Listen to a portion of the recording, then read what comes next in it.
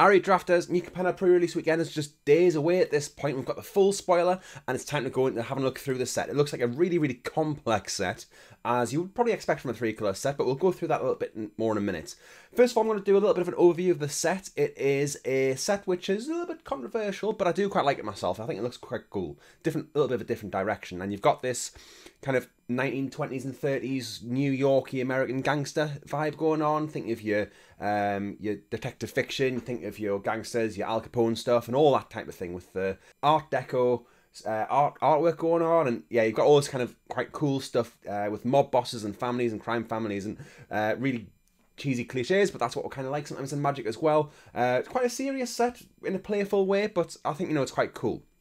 And a lot of the set is based around the 5 families. These are the 5 crime families, and they're each based on a wedge of the colour pie. So first of all, you got the Brokers, which are the Bant colour group, and these are like the lawyers of the plane. They're there to protect you, but they're also probably a bit dodgy. They happen to show up when the trouble's going on, and they sometimes know when it's going to happen, so that goes on. Then you got the Obscura, who are Esper. These are kind of subterfuge. It feels a little bit like Dimir to me from the Guilds of Ravnica and Ravnica sets in general. They're kind of sneaky, they'll go behind the scenes a little bit, and they seem to always know what's going on. You got the Maestros, which are Grixis vampire lords, and they like the finer things in life. They like being rich, they like being powerful, and like all this power. You've got the Riveteers, which are the Jund colour grouping, and these are the builders of the world, apparently, and they build all the buildings, but they can also knock things down and demolish, and they can cause quite a bit of damage when they need to as well. And then finally, we've got the Cabaretti, which are the Naya colour grouping, and these are big party animals. The Lord is literally a party animal, and they care about having lots and lots of creatures. There's a lot of token synergies going on, and I think they'll seem quite cool. We haven't seen these wedges since Shards of Alara as an archetype for a set, so I think that's going to be quite an interesting way to see how we go about it. Now, because we've got all these 3-colour sets, you've got a lot of cycles. So there's a lot of 5-colour cycles in the set. I think I counted 16, which is just unbelievable. Each one 5 colours, so that's 80 cards in the set are cycles, which is about a quarter. So there's a lot of these cycles going on, and I could definitely have missed some.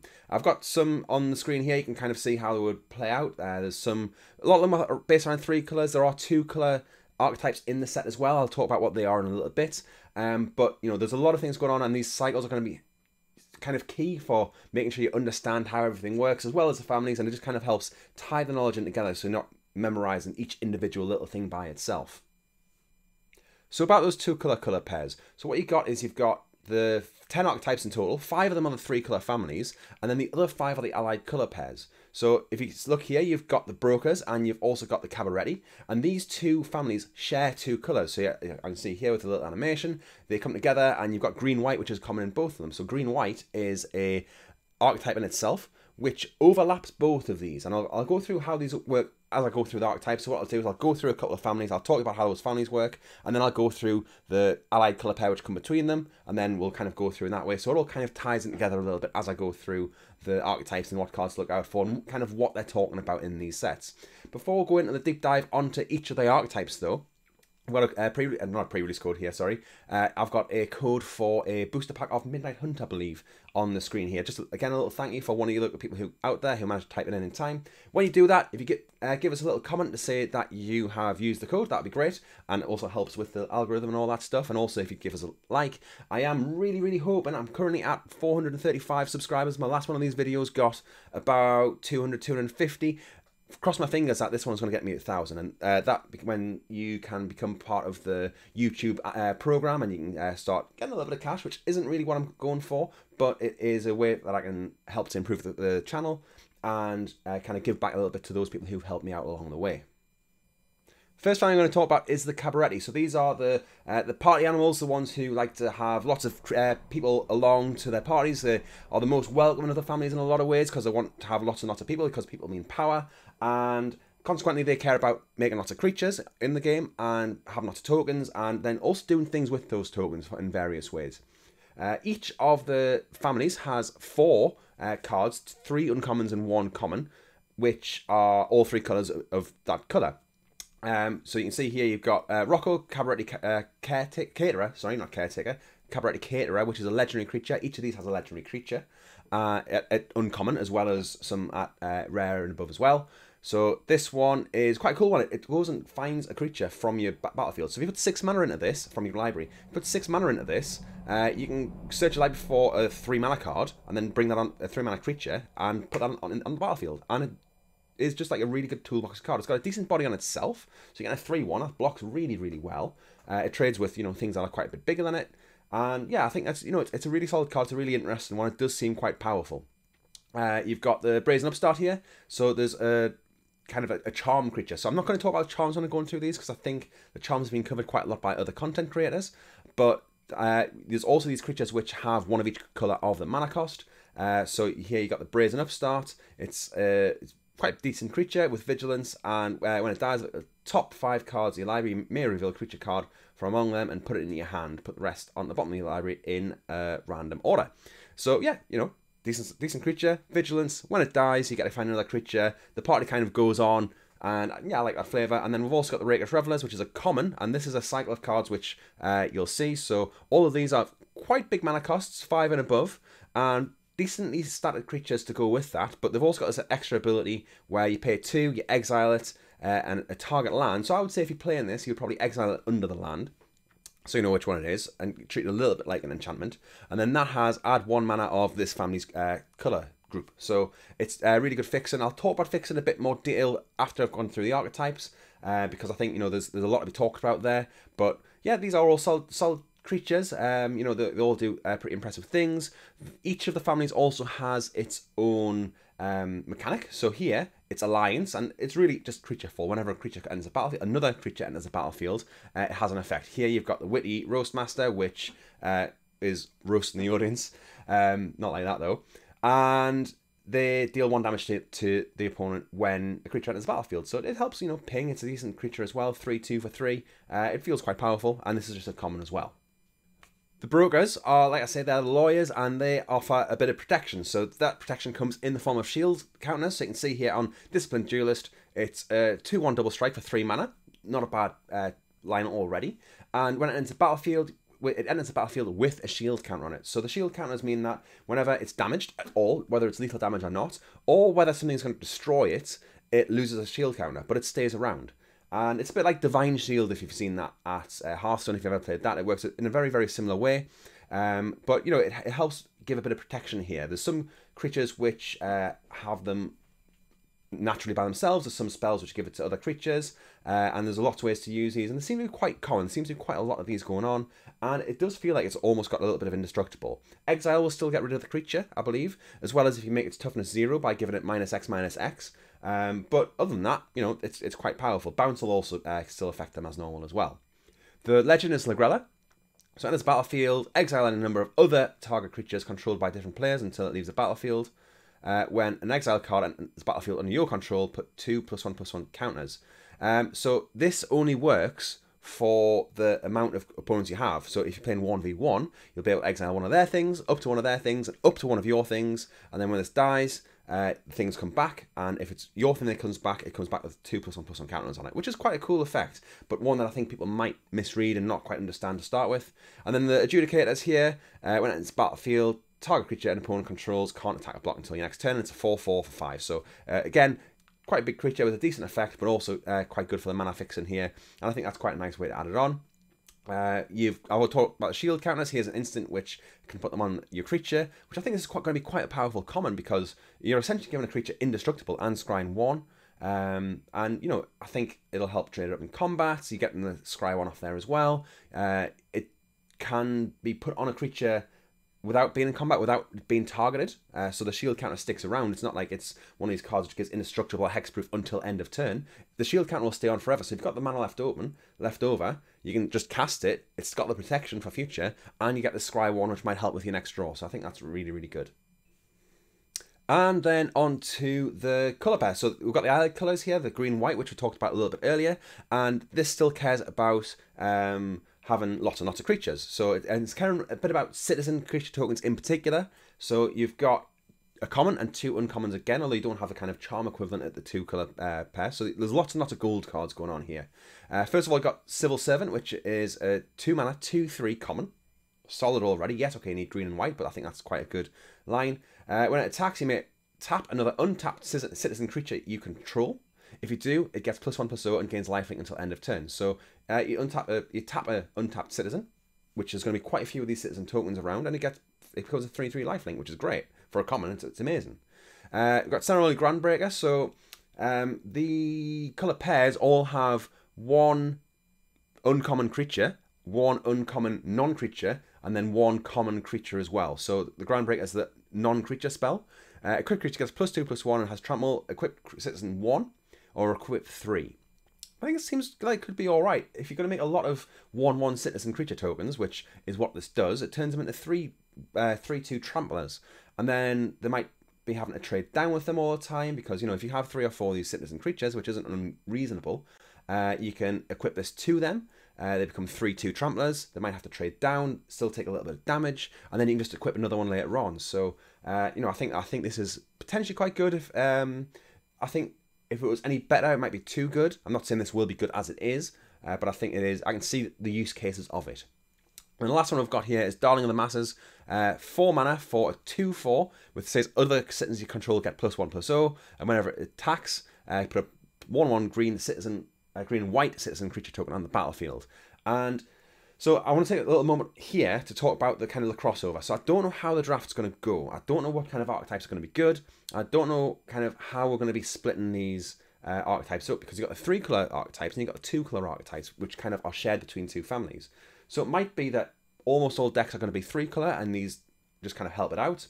It might be that you'll start a draft in an allied colour pair and then figure out which way you're going to go with a bit of a splash later on. Or it might be that the fixing's so good that everybody just ends up with 4 or 5 colour soup decks and just plays the best of what they can get. And I kind of hope that isn't the case. I think it's fun when you get that a lot occasionally, but I think we've had quite a few of these soup, like multicolour, take all the good rares sets recently. And, you know, I think maybe it's getting a little bit too much for me, but I know there's a lot of people out there who would like to do that, but I think that is one way for the format to potentially get boring a little bit over time. That said, I don't know how it's going to turn out at all. There might be some really good 1 or 2 colour, well, probably not 1 colour aggro decks, because there's a lot of gold cards in here, but 2 colour aggro decks, which can just get in there and get around the opponent trying to do all this crazy stuff as well. So we'll have to wait how it goes, but it is something to bear in mind when you're doing these drafts, and how you're going to approach the drafts, and kind of how you're going to be looking at fixing as well, which again we'll be talking about a little bit later on.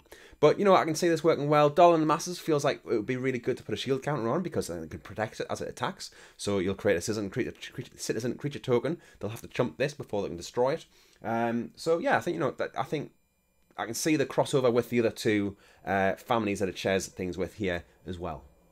The Obscura, the Spies, and the Sneaky Esper colour group of the set. And I think these do seem quite a bit like a tempo archetype. So first of all, you got this Nimble Larcenist. That's not how I imagine Larcenist to look as a word, but there we are.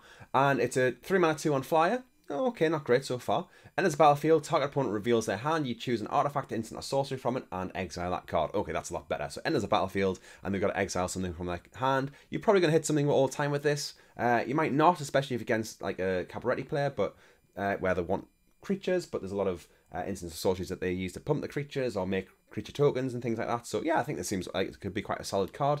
You know, 3 mana, you choose something, exile out of the hand would be not great, but we have seen that, and this comes with a 2/1 body. So, you know, I think that's quite good. You got Queza, which is a 4 mana 3/4. Whenever you draw a card, target opponent loses 1 life and you gain 1 life. This can do a lot, especially in this set, in this colour group as well, this family, because their signature mechanic, Connive, which I'll come to in just a second, cares about drawing cards and makes you draw cards. And the last one, the Seraph here, you've got 7 mana, 4/4 flyer, which is fine. You know, I think, and this does what it needs to do. When it enters battlefield, you gain 5 life, which is, yeah, really, really good. 5 life, 3 life. 3 life, not 5 life. It's quite small on my screen right now. And it's got this ability where we've seen before that it helps fix your mana. And then Connive, so here you've got quite a good Connive creature, a 2 mana 2/1, and what it means is enters battlefield, you loot, so you draw, then discard, which is really good, especially on these white creatures. If you discard a non-land card, you got to put a counter on this, so often you will maybe want to just discard a land card, but sometimes you might not, sometimes you might care about something actually being in the graveyard. There's a few kind of graveyard synergy things going on here. So it's a real decision. You're going to have to think a little bit when you're playing this family, probably. But late game, these are going to be really good. In a lot of ways, it's going to mean that you're just discarding land cards and discarding all this chaff. It might affect how you want to build your deck. You might want to play with maybe slightly more lands because you can cycle through them a lot more and you can make sure you're hitting your early land drops as well. I don't know. We'll have to see how that one turns out. But I think there's a lot going on with this family, and I think that will require at least a little bit of thinking. So the Brokers and the Obscura, where they cross over, it's blue-white, and this cares about counters. So you've got the shield counters from the Brokers, as well as the +1/+1 counters from the Obscura, and this is just going to care about counters in all ways. You've got the ability counters coming back, where we saw them in Ikoria. There's going to be the Punch-Out cards, and we've seen them a few times since, but these ability counters are going to be a bit more of a rule than they have been in more recent sets. There's a little bit of an emphasis on them. And you've got a few things which care about counters. First of all, you've got Celestial Regulator. It is a 3-mana 2/3 flyer, already quite good. And as a battlefield, tap something your opponent controls, even better. And if you have a creature with a counter on it, it doesn't tap its controller's next untap step. So, you know, there's quite a lot going on with this card. It's a common. It's a really, really pushed common, I think. Not really, really pushed. We've got some ridiculous ones I'm going to come to later on. But, you know, this is really, really strong common. The non-creature spell you've got at uncommon, Exotic Pets. You create 2/1/1 fish at instant speed for 3 mana, and then for each of them you get to take if you look at the creatures you control, for each different type of counter on creatures you control, you get to put 1 on either of these. So if you've got like 3 creatures you throw the +1/+1 counter on, you just get to put 1 +1/+1 counter on one of these 2 fish that you create, which is still quite good. If you've got, though, you've got a menace counter on one thing, you've got a shield counter on another thing, you've got a +1/+1 counter on another thing, you can put 1 of each of those counters on one of these fish, or either of these fish. You can split them up between the 2 fish. So a lot of versatility, again, quite a bit of thinking going on here. And then the last one, Metropolis Angel, 2 white-blue for a 3/1 flyer, and whenever you attack with 1 or more creatures with counters on them, draw a card. So, you know, potentially drawing a card every turn. There's a lot of flying going on here. You can see the 2 cards on either side are both flyers. So it's potentially going to be quite easy to attack in around the opponent and just get that really, really good tempo and card advantage going on as well. The fourth family we're talking about are the Maestros. These are the vampire lords, and they care about the finer things in life. And they're based around the Grixis shard from Shards of Alara. Just got some really cool creatures and things in there as well. So first up, Corpse Appraiser, 3-mana 3/3. Enters a battlefield, you may exile up to 1 target creature card from our graveyard, which is going to be something that you want to do quite a lot in this set already. I think that's already not bad. I think, you know, you'd want something a bit more from your 3-color, 3-mana uncommon, but it will have more, that's fine. So if you manage to exile something with it, you get to look at the top 3 cards? Top 3 cards of your library, and then put one of them in your hand. So, you know, that's essentially drawing you a card as well. As long as you can exile something from your opponent's graveyard. If you don't manage to exile, or your own graveyard, if you don't manage to exile a card with it, this is just a 3-mana 3/3 and does nothing. But if you do manage to exile a card, which will be quite easy, let's be honest, preferably your opponent's, but in a pinch you can do your own, then, you know, this is going to be a 3-mana 3/3 which draws you a card and exiles something from your opponent's graveyard, which is really, really good actually. We have Glamorous Outlaw, which is a fixing one, and enters battlefield, 2 damage to each opponent, you scry 2. So it's 6 mana for a 4/5, okay, like not the best, but actually no, that's an okay 6 mana card. You could see that in like a single color, so or you know, you can see that in a normal set, like a single color or a double color card by itself, and then you've got this extra fixing ability, which is really good. And then finally you've got Cormella. It's a 4 mana 2/4 haste with 1 and tap, add Grixis mana. 1 blue, 1 black, 1 red. Spend it only to cast instant and/or sorcery spells, so it's caring about those instants and sorceries. When it dies, return up to 1 instant or sorcery from your graveyard to your hand. So you've got 3 creatures here, so why do we care about instants and sorceries? And that's because their signature mechanic, Casualty, cares about, well, it'll only appear, pretty much, on instants and sorcery cards. And what it means is when you cast it, you can sacrifice a creature with that power. So here it's got Casualty 1. And that means you can sacrifice something with 1 power or greater, and you get to copy the spell. And this is really, really strong, I think. I think you're going to have to build your decks carefully. There are things which care about things getting sacrificed and stuff like that as well when things die, so you can really work with this a little bit. But these instant sorceries, which you can copy, are going to be really good. One quick note on these as well. Same with any copying. I'm pretty sure that the Casualty part is a cost, so the sacrificing something is a cost. So you can't respond to that part. And if it gets copied, then you can only counter one of those copies with a normal spell. But you know that's something to bear in mind when you're looking at casualty and you're playing against it, because you don't want to copy what you think is their spell, but they still get one of the copies. So that's something to look out for a little bit. I was thinking about doing a bit of a rundown of each of these mechanics in videos. I didn't really get the time this week because I've had quite a busy week, but I might pop them out. Let us know in the comments if there's a particular mechanic you want us to do a little bit of a deep dive on and try and explain a little bit with some nice visuals and stuff like that. I'll do my best, and especially if I get a little bit of indication that people are quite wanting that. I think the two top contenders would be this one or Connive, which is what I'm going to come to in the last family. Before we get on to the last family though, we've got the Dimir cards. So you've got blue-black here, and what these care about is having 5 or more mana values in your graveyard, cards with mana values in your graveyard, which is going to be quite difficult actually, because mana value is what we used to call converted mana cost. So it's just going to be the number of mana that it would cost to cast something. So on the screen here, you've got 2 things with mana value of 2 and 1 thing with a mana value of 4. So to get all 5 is going to be quite a big thing, but let's see what the cards say. First of all, the common Snooping Newsy, 2 mana for a 2/2. Enters the battlefield, mill 2 cards, so you're going to have a bit of self-mill, which is going to help you get to that mana value thing. And lands do count as mana value of 0, so that's important.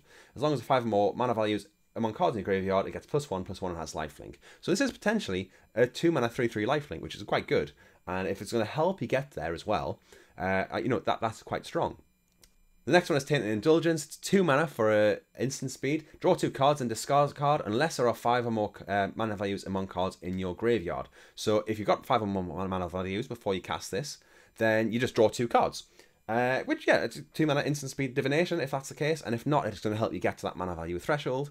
Or you might just be able to discard a land that you don't need or something like that as well. And then the last one, you got Syndicate Infiltrator. 4 mana for a 3/3 flyer, which is fine, but it gets +2/+2 if you have that threshold of 5 or more mana values in your graveyard.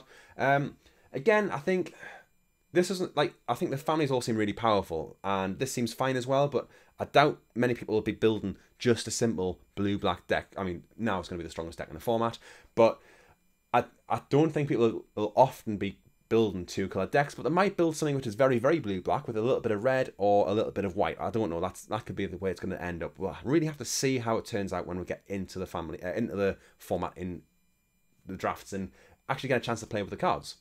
And the last family are the Riveteers. So these are the builders, the Jund color group, and they can build things up, but they can also smash them down.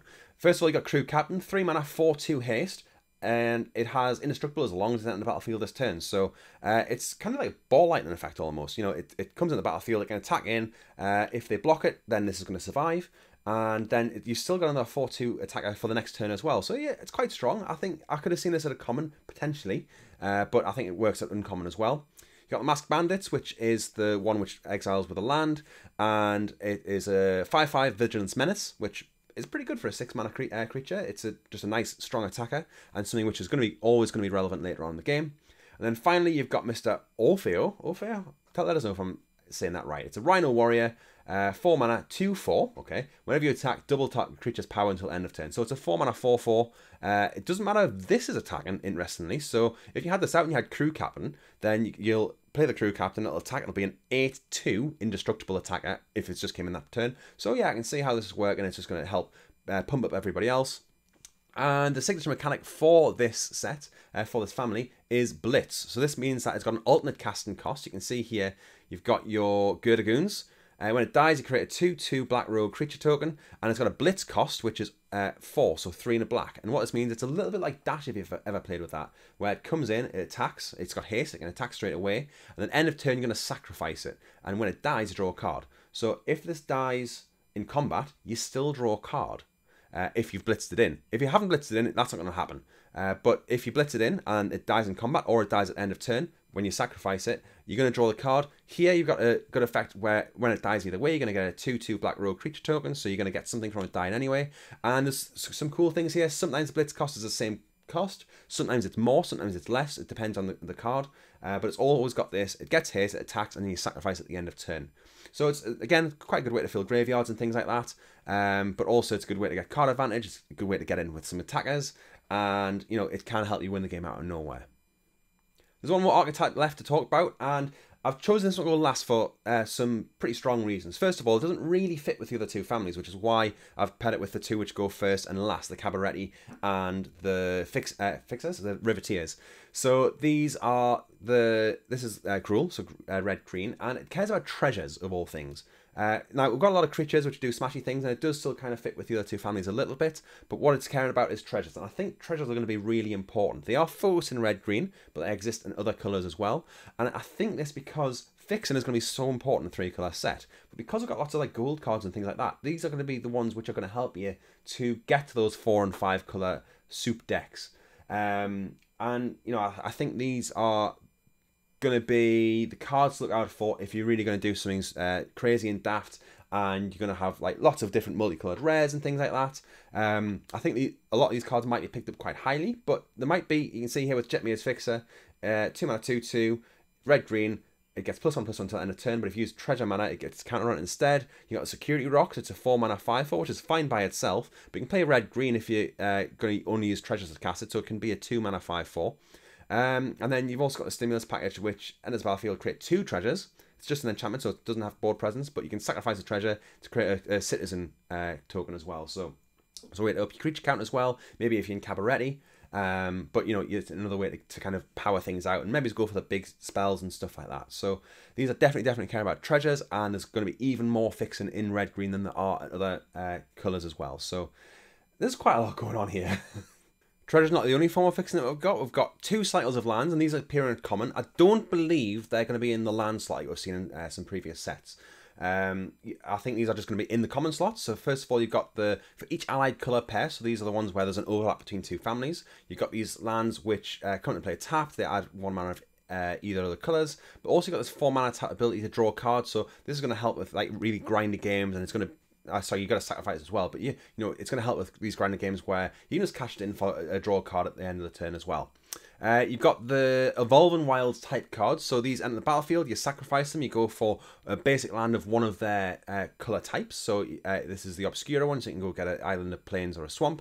And you know, I think these are quite cool. You also get a life, which is a little bit of an upgrade from Evolving Wilds, although of course Evolving Wilds can let you go get any one of the basic land cards, but yeah, I think these are going to be really good, and I think they're a really good addition.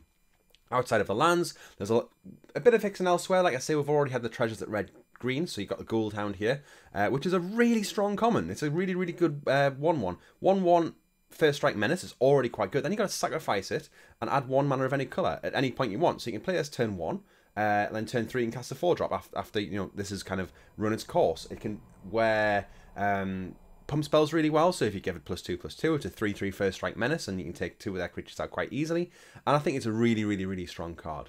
Another one here, you got the Ominous Parcel, which actually looks quite good as well. It's 1 mana, and then you pay 2 and sacrifice it to search your library for basic land, reveal it, put it in your hand, and shuffle. It's quite slow fixing, it's quite expensive, but you've also got this other ability here, where you can just deal 4 damage to a creature. So it's a 6 mana, deal 4 to a creature as well, which is really, I mean, we've seen stuff like this with the Springdraw Trap and stuff as well, but you know, I think it's quite a good flexible card, which is good early and still quite good late as well.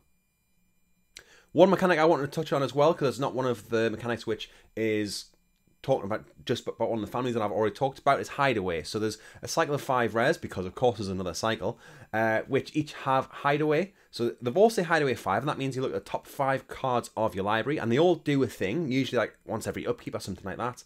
And when you meet a certain threshold, so you can see with Semirite Temperance, you're going to mill your own library, and then when you get to 20 things in your graveyard, you get to cast the exiled card without paying its mana cost. So I think that's, you know, that's these are quite cool. We've seen lands like them in the past. They're quite popular in Commander, and it'll be an interesting way to see how they work out. I think they all seem relatively playable by themselves without this Hideaway thing.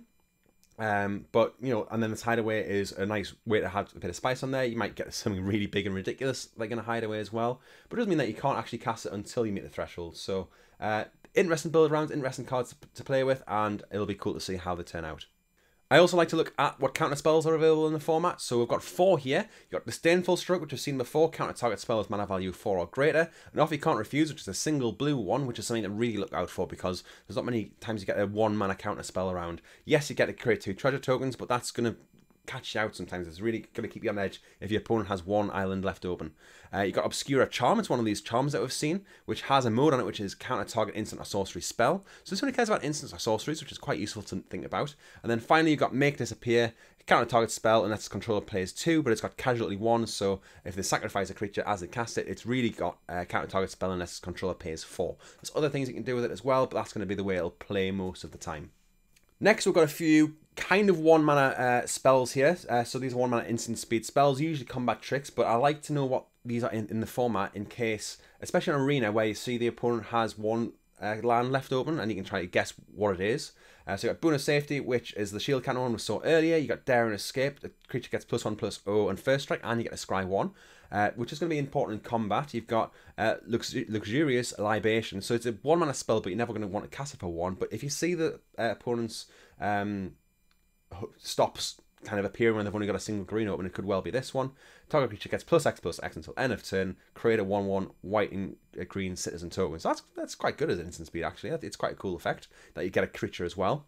You got Fall of Family. Target creature gets +2/+2 until end of turn. If you control 4 or more creatures, that creature gets +4/+4 until end of turn instead.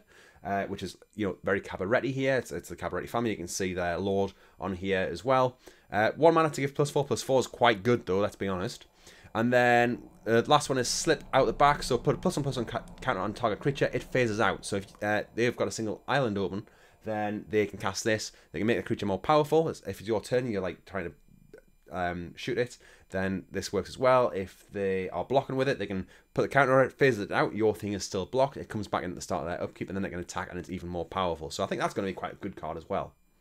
As well as these 1 mana spells are cards which could be 1 mana, so it's another cycle. Shocker, another cycle. But these are all spells which cost an amount, but then if you're going to target a certain colour of card, then so you got the Knockout Blow, which cares about targeting red creatures.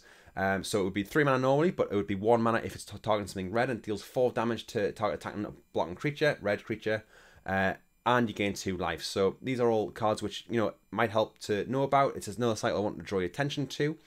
With all the gold cards, so if you have something that's obscure, so white, blue, black, then it can be targeted by anything which cares about it being white, being blue, or being black. It's all 3 of those things at once. So that's something to bear in mind as well. I think these will have quite a few homes. I would probably draft them quite high. They all have quite good effects. I think when you're not targeting something which is what the colours it cares about, they're still quite good. And when you do target something which the colour cares about, they're even better. They're really, really good. So, you know, I think I would draft these quite highly as long as the removals, because I think these are generally removal spells, as long as we're talking about removal. But, yeah, I think it'll be interesting to see how they go. But in a gold set, I can see why they've been put into the set. Nearly finished the video now, but I did want to highlight these really, really pushed commons. We've already seen Inspiring Overseer, 3 mana 2/1 flyer. Enters the battlefield, you draw a card and you gain a life. We had Cloud Kinseer back in M20, I think it was, which is a really good card in blue. Now I've got it in white and it gains 0 life. Why not? It's an Angel Cleric, Angels gain your life.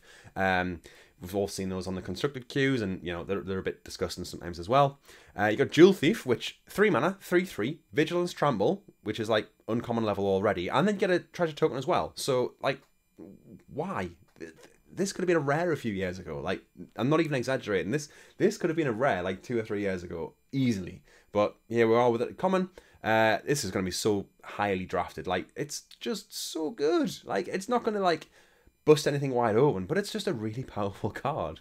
And then finally, Sticky Fingers, which I don't think is quite as powerful as the other two, but I think it's really good as well. Enchanted creature for a single red. It's got Menace, and whenever it deals damage to a player, create a treasure token. I've already talked about how I think treasure is going to be really useful. And when it dies, when the enchanted creature dies, draw a card. Now, yeah, okay, it falls under the normal trap of auras, where if you go to cast this and then remove the creature in response, you don't get anything for it, and they've got a 2/1. But if you manage to make this stick, it's just going to be good. Let's be honest. Like, get treasure, get ramp, get fixin', and you draw a card when the creature's removed.